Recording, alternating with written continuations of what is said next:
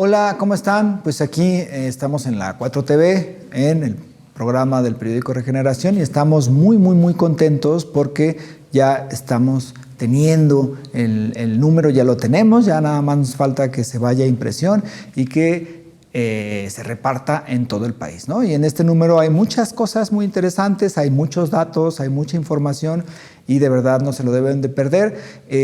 Pronto, si no les llega a su casa, lo pueden descargar desde la página de Morena, que en unos días va a estar ya ahí montado, o lo pueden descargar desde la página del Instituto Nacional de Formación Política. Así es que pues vamos a iniciar este programa con todo lo que tiene adentro el periódico Regeneración.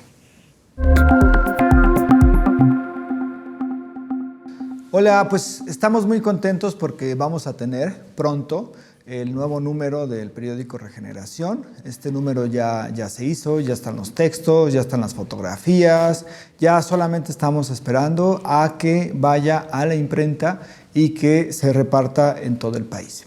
Este número es importante, me parece que es un número muy significativo porque es el primer número que sale después del triunfo de Claudia Sheinbaum en el proceso electoral del 2024, del pasado 2 de junio. Entonces, pues una buena parte del número está dedicado a esta gran victoria de la Cuarta Transformación que consolida el segundo piso que se ha llamado también esta profundización de la 4T.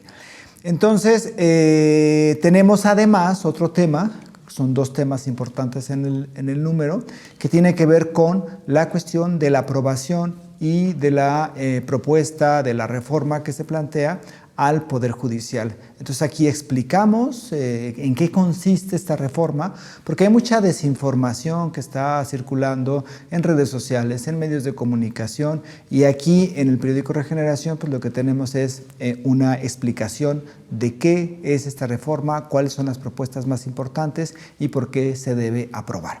Entonces el número tiene una portada muy linda, que es la foto del actual presidente del país, Andrés Manuel López Obrador, y la presidenta electa Claudia Sheinbaum. Es una foto que tomó Jessica Ramírez, que es una fotógrafa que trabaja junto al presidente López Obrador, y están caminando en Palacio Nacional. Hay que recordar que hace unos días la doctora Claudia Sheinbaum visitó al presidente López Obrador en Palacio Nacional y en esta foto aparecen los dos caminando por uno de los pasillos de Palacio Nacional. Entonces es muy linda la foto, me parece que significa muchísimo, que simboliza muchísimo porque son dos grandes liderazgos.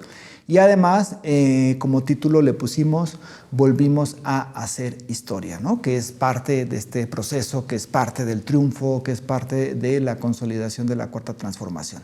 Entonces tenemos esa portada en el periódico Regeneración y después tenemos ya en la página 2 hay un artículo de nuestro dirigente, del presidente del Comité Ejecutivo de Morena, Mario Delgado, donde pues da muchísima información acerca de lo que significa el triunfo del 2 de junio y de la responsabilidad que se tiene en Morena para hacer un muy buen trabajo y consolidar la Cuarta Transformación y todos los cambios que ha emprendido el presidente López Obrador. Este artículo es muy interesante, es muy significativo, porque además pues lo escribe nuestro dirigente Mario Delgado, que pues estuvo al tanto de todo lo que ha significado, todo lo que significó la elección, que fue además el coordinador de campaña de Claudia Sheinbaum, y bueno, pues él tiene datos y tiene impresiones y tiene claro el significado de lo que fue el triunfo del pasado 2 de junio. Eso es en la página 2.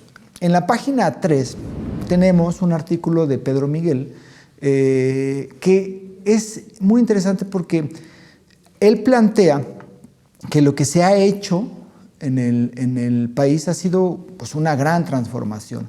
Y entonces, en el proceso que tuvo estos 6 años de gobierno de Andrés Manuel López Obrador, se sentaron las bases para un país nuevo, un país transformado. Hay que recordar que cuando el presidente López Obrador llega digamos, a la presidencia, valga la redundancia, en México, pues teníamos a un país que estaba completamente o sea, en una situación muy terrible, que teníamos a un país que tenía muchas carencias, que teníamos un país donde había habido un saqueo terrible de la riqueza, que teníamos un país donde había muchísima corrupción. Y en estos 6 años se han sentado las bases, se ha construido un país transformado donde parte del presupuesto, una buena parte del presupuesto se invierte en programas sociales, donde se combate la corrupción, donde hay cambios muy radicales ya en lógicas que venían de los gobiernos neoliberales que se han transformado de forma radical, donde hay obras prioritarias que han significado no solamente la obra en sí misma, sino que se han significado también una reactivación económica, donde ha significado pues una gran cantidad de creación de empleos, tanto en el Aeropuerto Internacional Felipe Ángeles, en el aeropuerto de Tulum, en el Tren Maya, en el tren interoceánico, en la refinería de Dos Bocas, es decir, procesos que han ido construyendo un país distinto del que teníamos en 2018, ¿no? Entonces esto es parte de lo que explica Pedro Miguel, pero además explica lo que significará el gobierno de Claudia Sheinbaum, porque es parte de la profundización y es un país distinto el que tenemos ya en 2024 y se ha logrado esta transformación de raíz que es muy, muy importante, ¿no? Y bueno, en la página 4 y 5, que son, digamos, las páginas principales del periódico Regeneración, pues tenemos un montón de datos acerca de lo que significó la victoria de Morena en el proceso electoral, ¿no? Titulamos Así fue la gran victoria de la 4T y tenemos ahí datos acerca pues, de qué se jugaba en las elecciones del 2 de junio, ¿no? ¿Cuántos cargos estuvieron en disputa a nivel federal? ¿Cuántos cargos estuvieron en disputa a nivel local? Aquí unos datos, ¿no? A nivel federal fueron 629 cargos, es decir, las diputaciones federales, las senadurías y, por supuesto, la presidencia de la República, pero a nivel local hubo 20.079 cargos en disputa en el proceso electoral del 2 de junio, ¿no? Era la jefatura de gobierno de la Ciudad de México, 8 gubernaturas, 1.098 legislaturas locales, más de 14.000 regidurías, en fin, fue una de las elecciones, o ha sido la elección más grande en el país por el número de cargos que se disputaron. Además, del padrón electoral que existe en México, que es de 98,000 personas, la participación fue del 61%, una participación bastante alta y que la gente pues, salió a votar y votó mayoritariamente por Morena, ¿no? También tenemos cuánto es el número de votos por el cual ganó la presidencia Claudia Sheinbaum, y tenemos un mapa que hizo Ricardo Peláez, que es un ilustrador muy reconocido en el país y que hace cosas muy, muy lindas. Él hizo un mapa con todos los gobiernos que tiene Morena y sus aliados en el país, y entonces pues es muy claro cómo se ha pintado de guinda, es decir, de Morena, buena parte del país, ¿no? Ya son muy pocas las gubernaturas que gobierna el PAN, el PRI o el PRD, bueno, el PRD ya incluso desapareció. Entonces, es un mapa y entonces nos da una perspectiva de cuánto se ha ganado. Y también del número de personas que a nivel local gobiernan liderazgos de Morena. Por ejemplo, en 2018, el número de personas que era gobernada por Morena, que eran gobernadas por Morena, era de 27 millones, y ahora a nivel local. Y ahora en el 2024, después de que entren todos los gobiernos que se ganaron, van a ser 93 millones, ¿no? Entonces pasamos de gobernar a 27 millones a 93 millones, lo cual es un crecimiento muy amplio y solamente en 6 años, ¿no? Y bueno, también viene la composición, que todavía no es una composición oficial de la Cámara de Diputados y de la Cámara de Senadores, porque todavía el INE tiene que valorar impugnaciones, irregularidades que pudieran haber habido en la elección, que van a ser, me parece, mínimas. Y bueno, pues ahí se ve claramente cómo Morena logra la mayoría relativa, esto es más de 3/4 partes de la Cámara, o 2/3 partes de la Cámara más bien, para que con esta mayoría pueda aprobar reformas constitucionales, ¿no? Que eso ahorita lo vemos más claramente. Entonces, bueno, pues es una página muy informativa, con muchísimos datos, para que ustedes pues vean y cuando lo vean digan, híjole, el triunfo de Morena realmente fue una gran victoria, ¿no? En la página 6 tenemos un conjunto de 5 reformas que presentó Claudia Sheinbaum, la presidenta electa de México, y que ha retomado algunas de las 20 reformas que presentó el presidente López Obrador y que están en un número anterior del periódico Regeneración. Estas 5 reformas van a ser las primeras que se buscarán aprobar en la Cámara de Senadores y en la Cámara de Diputados. Y bueno, aquí están explicadas también con viñetas de Ricardo Peláez, con viñetas de El Mayo Monero y con viñetas de Antonio Rodríguez, que es otro de los ilustradores, cartonistas, caricaturistas que participan en el periódico Regeneración.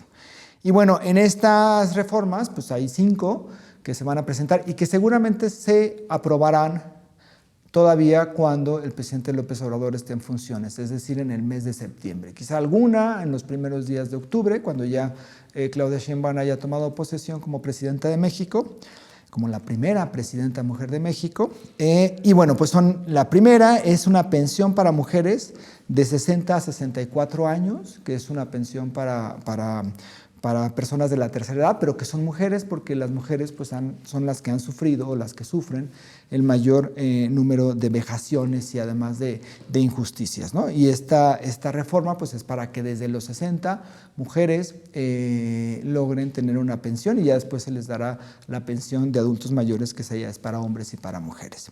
Después, una propuesta que fue una propuesta de la doctora Claudia Sheinbaum y que ahora ya quiere ser una reforma constitucional, es becas para todas las niñas y los niños desde preescolar hasta secundaria. Es decir, que todas y todos los niños, niñas que estén inscritas en escuelas públicas tengan una beca o un apoyo económico para que no haya deserción, que es una de las cuestiones que ha bajado muchísimo en este sexenio, pero que todavía hay que bajar más, ¿no? Entonces, esta es la segunda propuesta que presentó Claudia Sheinbaum, que presentó precisamente después de la reunión que tuvo con el presidente López Obrador en Palacio Nacional. Ahí en el Salón de Tesorería presentó estas 5 propuestas, ¿no? Después otra, que es la tercera, que indicó, que describió, que es jubilaciones dignas para los maestros, que es algo muy importante porque los maestros son fundamentales en el país. Otra propuesta que me parece que es muy llamativa y que es muy interesante, pero además que creo que a muchísima gente le convence y le atrae, que es la no reelección ni de diputados locales, federales, ni de senadores. Es decir, ya quienes entren no podrán reelegirse, sino que tendrán que ser otras personas las que entren a esa posición, ¿no? Entonces, se regresa a la no reelección, que antes existía, porque la reelección ha creado ciertos mecanismos que no han sido los adecuados, entonces, pues es otra de las reformas. Y la quinta reforma, que me parece que es la que más atrae, digamos, a los medios de comunicación y además la que más enoja a la oposición, a la derecha, a los conservadores y a los que durante muchos años se creyeron dueños de México, es la reforma al Poder Judicial, que es una reforma que presentó el presidente López Obrador, que ha impulsado el presidente López Obrador y también la presidenta electa Claudia Sheinbaum, y que en este momento se están discutiendo muchísimas cosas acerca de ella, que hay foros, que hay mesas de debate y que la gente también está comentando. Entonces, en esta reforma tenemos en la contraportada, que es la página 8, una explicación de en qué consiste la reforma al Poder Judicial.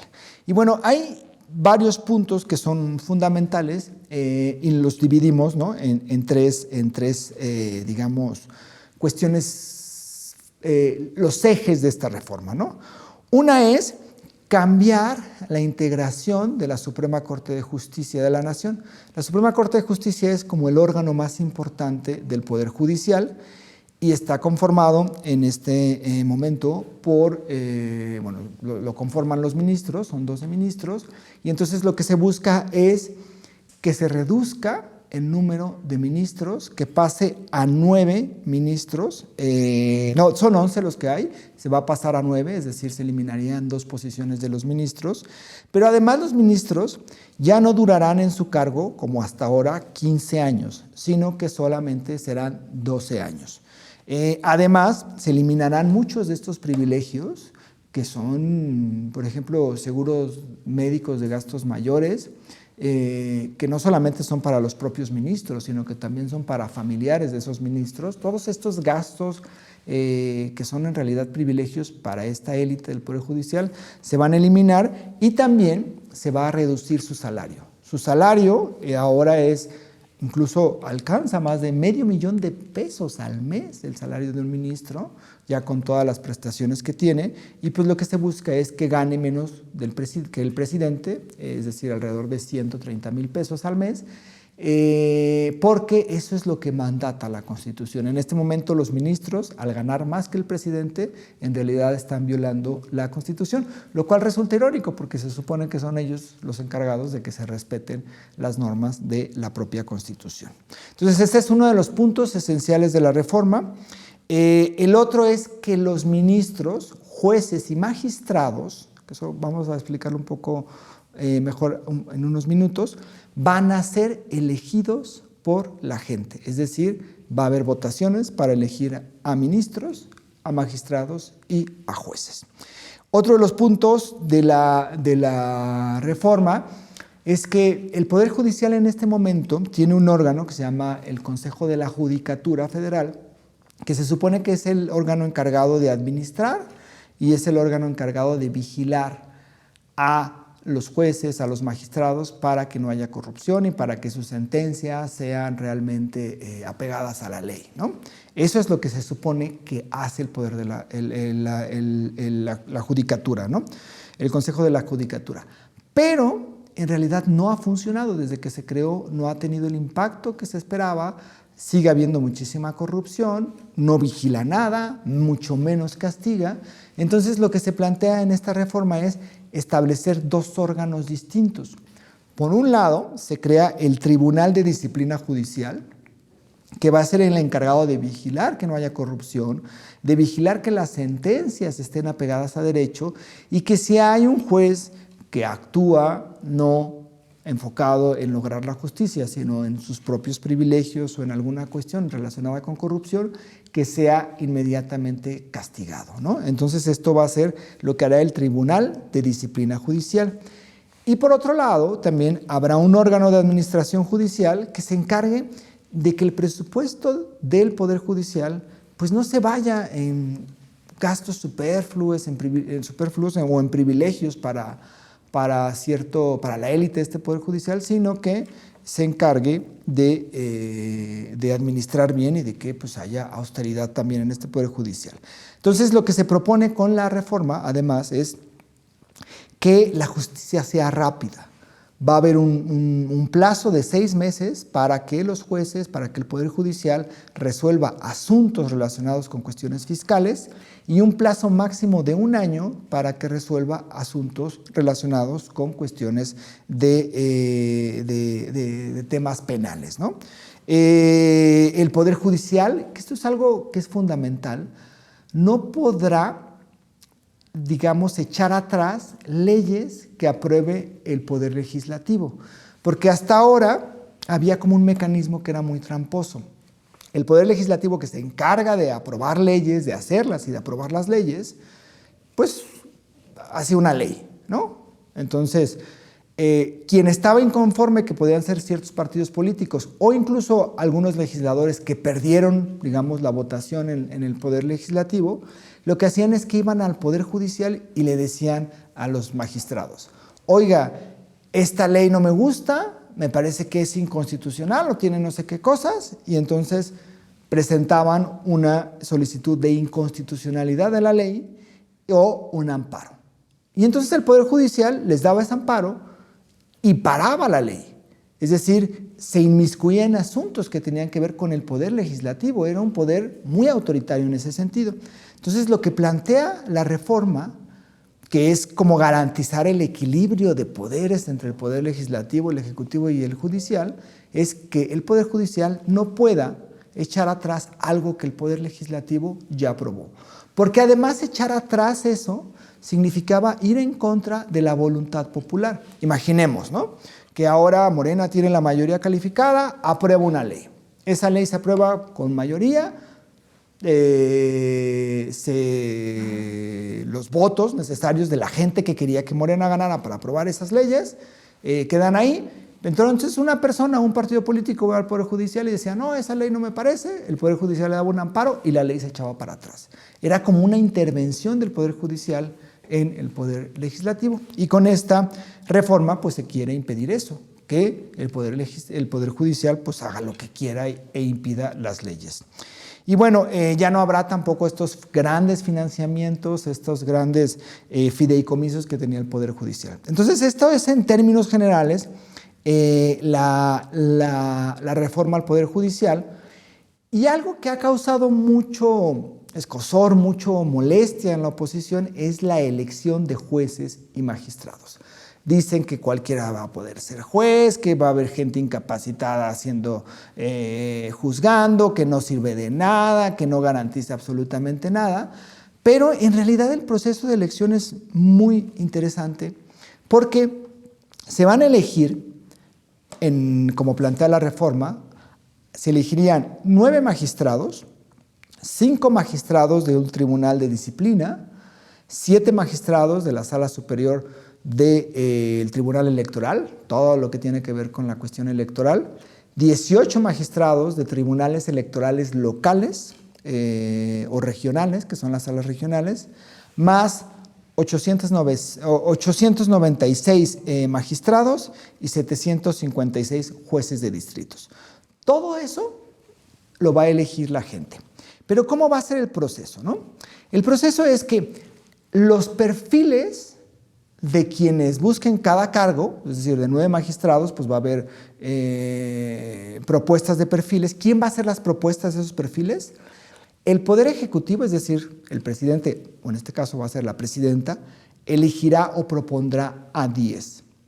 El Poder Legislativo, por cada cargo, propondrá a otros 10, en el caso de magistrados y de ministros. Y la Suprema Corte de Justicia propondrá a otros 10. Es decir, habrá 30 perfiles para cada uno de los cargos que se disputen, de ministros y de magistrados. Y entonces, a partir de esas propuestas, la gente va a elegir a alguna de ellas, ¿no? Yo quiero elegir a 9 magistrados de tantas propuestas, entonces voy a elegir tales perfiles, ¿no? Eso es lo que va a ser la elección. O sea, van a ser perfiles elegidos desde el Poder Ejecutivo, el Legislativo y el Poder Judicial. Lo mismo sucederá, esto va a ser para magistrados y ministros. Lo mismo sucederá con magistrados de circuito, que son 896, y jueces de distrito, que son 756. Esos no van a ser 10 propuestas, van a ser 6 propuestas por cada uno de los cargos. 2 el Poder Ejecutivo, 2 el Poder Legislativo y 2 la Suprema Corte de Justicia. Entonces, va a haber 2 propuestas, o sea, va a haber 6 propuestas para elegir a cada uno de esos jueces. Por supuesto que estos jueces no son a nivel nacional, sino que las elecciones van a ser a nivel local, es decir, a nivel regional. Entonces, pues va a ser un proceso inédito en que la gente podrá elegir a quienes van a ser los magistrados, los ministros y los jueces que van a estar en el Poder Judicial. Es decir, va a haber más democracia, va a haber más conciencia de lo que está sucediendo, va a haber más información acerca de qué hace un magistrado, qué hace un ministro, cuáles son las funciones de un juez, y eso va a ayudar a que la gente esté más informada, más consciente y que tenga incidencia en la elección de las autoridades o de las personas que van a estar en el Poder Judicial. Entonces, bueno, pues a grandes rasgos eso es lo que está en el periódico Regeneración. Es un periódico que en este momento salió esta edición muy informativa, con muchas ilustraciones, con cartones, para tratar de hacer esta información, que tampoco es muy compleja, ¿no? Pero para tratar de hacer esta información muy esquemática y que la gente cuando escuche, por ejemplo, a Loret de Mola o a López Dóriga diciendo que la reforma al Poder Judicial va a acabar con la democracia en México, pues se tengan estos argumentos y se digan, es que no va a acabar con la democracia, al contrario, va a abonar a que tengamos mejor democracia y a que elijamos también no solamente a las representantes populares, diputados, senadores, a nuestras autoridades en el Poder Ejecutivo, presidentes, presidentas, gobernadores, alcaldes, sino también al Poder Judicial, a los jueces, a los ministros y a los magistrados. Es una reforma que me parece va a hacer un cambio radical y va por fin a limpiar a este poder que ha ayudado muchísimo a que exista en México impunidad, a que haya personas que cometen delitos y que no han sido juzgados, o a que haya personas que no cometen delitos pero estén en la cárcel. Entonces eso va a ayudar muchísimo y me parece que es algo muy importante y que es parte de lo que se logró el 2 de junio, cuando Morena y sus aliados ganaron las elecciones gracias al voto de millones y de millones y de millones de personas que dijeron: nosotros queremos que siga la Cuarta Transformación y que haya reformas, como la reforma al Poder Judicial, que profundicen estos cambios que está viviendo el país en México, y que están viviendo y que están sintiendo todos los mexicanos.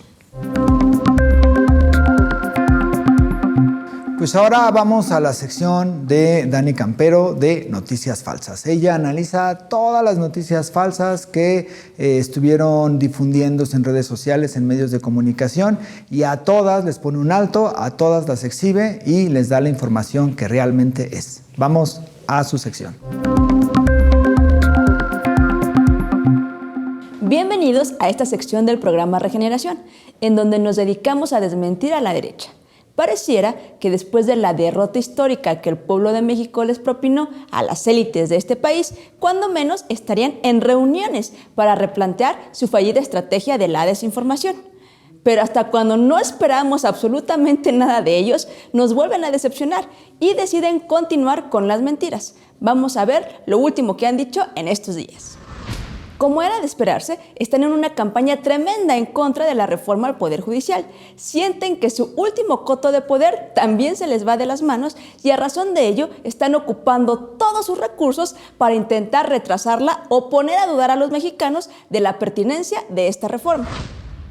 Hace unos días, Morena dio los resultados de la encuesta que mandó a hacer para saber la opinión del pueblo de México sobre el Poder Judicial, que sirvió para reafirmar que el 80% de los encuestados está de acuerdo con hacerla.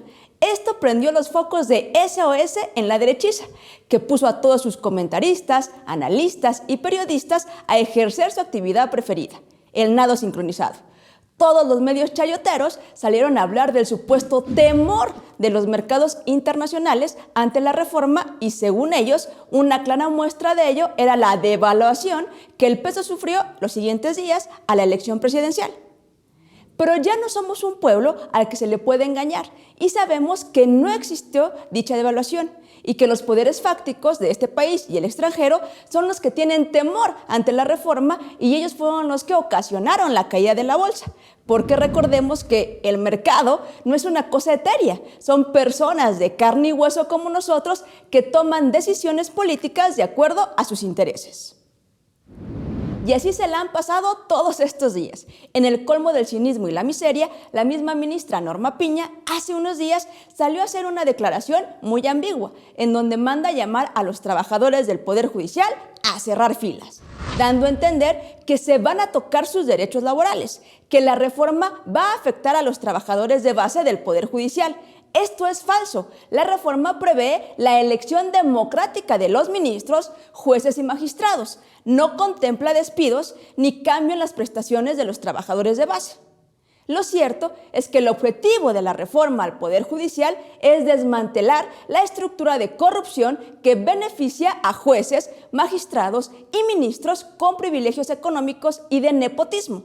Además, desmontar la red de complicidades acuñada con la oligarquía, el crimen organizado de cuello blanco y las organizaciones delincuenciales que se crearon durante el periodo neoliberal. Esto por medio de la democratización y de la vigilancia constante a través de la creación de organismos autónomos a este poder que vigilen la actuación de sus integrantes y de los abogados. No hace falta ser doctor en Derecho para saber que las decisiones de este poder son indignantes y en contra del pueblo de México. Por último, aunque usted no lo crea, el miserable de Carlos Loret de Mola se inventó una supuesta investigación e intimidación por parte del gobierno de México, ya que según él y sus fuentes inventadas, ya saben, la mega confiable Penilea Ramírez, la Unidad de Inteligencia Financiera lo está investigando, lo cual es falso. Pero en su incansable tarea de hacerse el mártir y dueño de la libertad de expresión, Stefan Toche, junto con Víctor Trujillo y la banda de mafiosos de Latinos y todos sus amigos, Adela Micha, Carlos Alarraqui, María Amparo Casar y hasta Lorenzo Córdoba, salieron a asegurar sin prueba alguna que el Estado represor los investigaba por ser una voz que los critica. Nada más alejado de la verdad.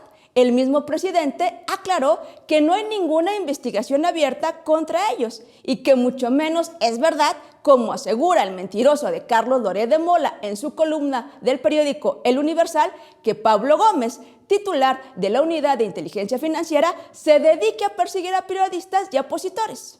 Es tanta la locura de Carlos Loret de Mola que se atreve a comparar su caso, inventado por cierto, ya sabemos que es el rey de los montajes, que es una demostración más de su miseria, y se atrevió a compararse con Julian Assange, que por cierto hoy por fin ha recibido un poco de justicia y está en libertad. Como vemos, compañeras, compañeros y compañeres, las mentiras no van a parar y nosotros debemos estar preparados con información verificable y confiable para no permitirles difundir su odio y miseria. Nos vemos en el próximo Regeneración para enterarnos de lo que realmente pasa en este país y para seguir desmintiendo los intereses mezquinos de la derecha. Ahora vamos con la sección del Mayo Monero, donde él, que es un excelente monero, escoge algunos cartones que le parecieron más significativos para explicarlos, para contextualizarlos y para mostrar pues, lo que se está haciendo en la caricatura mexicana en estos días. Así es que vamos con el Mayo Monero.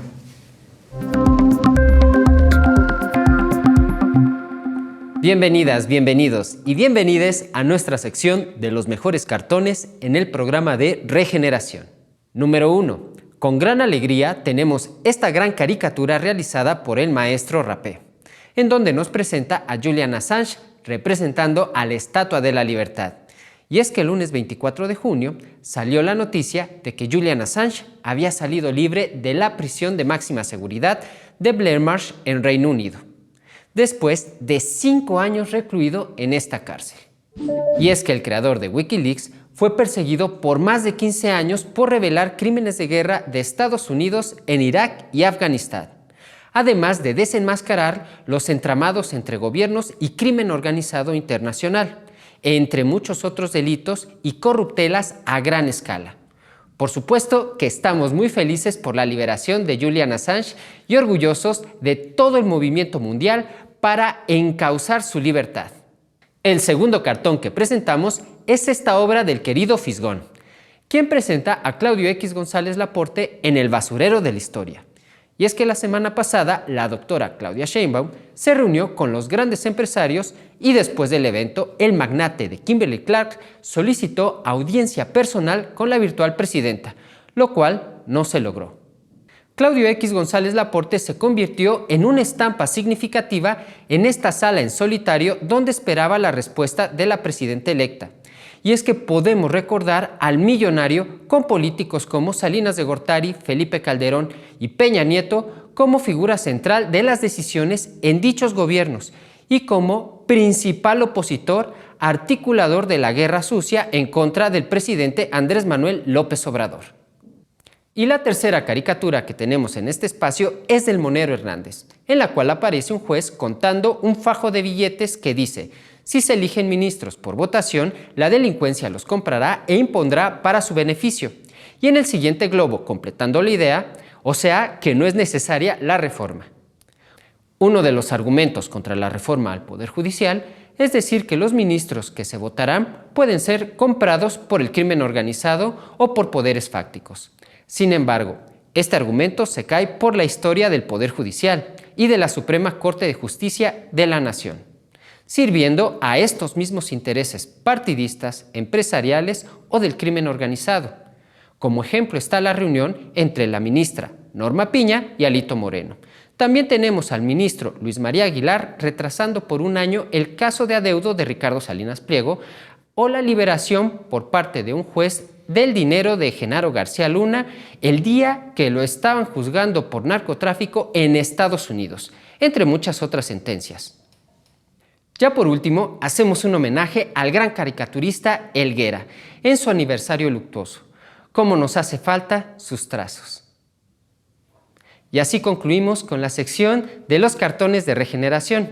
Estén atentos y atentas que pronto tendremos el número impreso del triunfo arrollador del movimiento el pasado 2 de junio. Salgamos a las calles a informar sobre la reforma al Poder Judicial y nos vemos la siguiente semana y sigamos cepillando la historia contra Perú. Pues muchísimas gracias. Este fue el programa del periódico Regeneración en la 4TV. No olviden difundirlo, no olviden compartirlo, no olviden ponerle like, me gusta a todas las publicaciones que aparecen en la página de YouTube de la 4TV, porque esta es la televisión de la Cuarta Transformación y hay que apoyarla y hay que verla, y aquí estamos en la 4TV.